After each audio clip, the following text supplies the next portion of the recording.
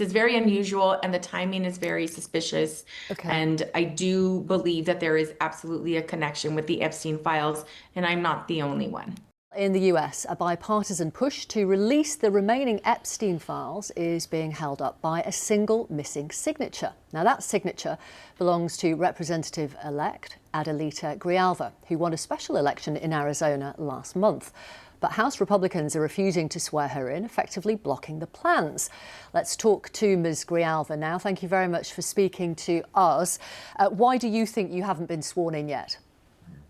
Well, there were three other people that were sworn in, like in a special election, like I was. My father passed away 7 months today. And so the governor called a special election, just like they've done in other cases. There are three other individuals that were sworn in a special in under 24 hours. The last one was Representative Walkinshaw. And there is a discharge petition sitting in the House, a bipartisan discharge petition for the Epstein files.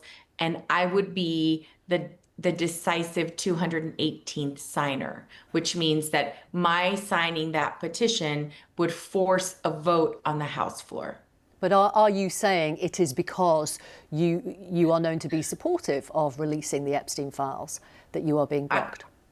Yeah, I think that there really isn't any other rational excuse for it because Well, what about the government shutdown? Well, the government shut down. There was a whole freshman class that was sworn in 2019 during a shutdown. There were two individuals that were sworn in during a pro forma session, one that was sworn in during a session. Neither one of the three that have been sworn in this year had certified results. We've waited so long at this point that I'm 21 days out from my election. I'm going to break another record for waiting this long to be sworn in. It's very unusual and the timing is very suspicious. Okay. And I do believe that there is absolutely a connection with the Epstein files, and I'm not the only one.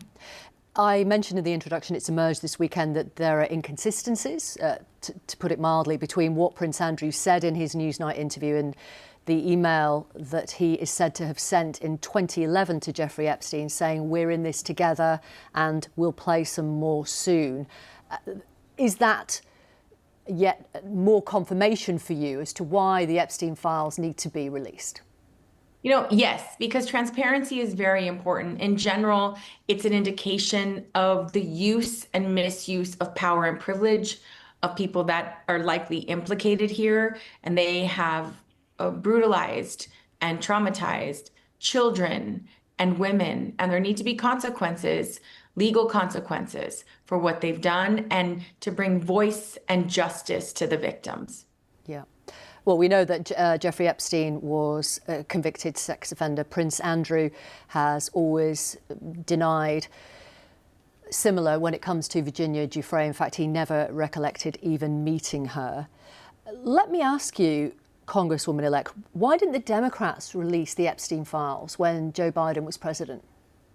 Yeah, the Epstein files were not a big issue at all. And I don't know, I wasn't in office. I have no idea why they weren't released then. But this president, Trump, when he was running for office, made the claim and promise that on day one of him being sworn in to office that he was going to release the files.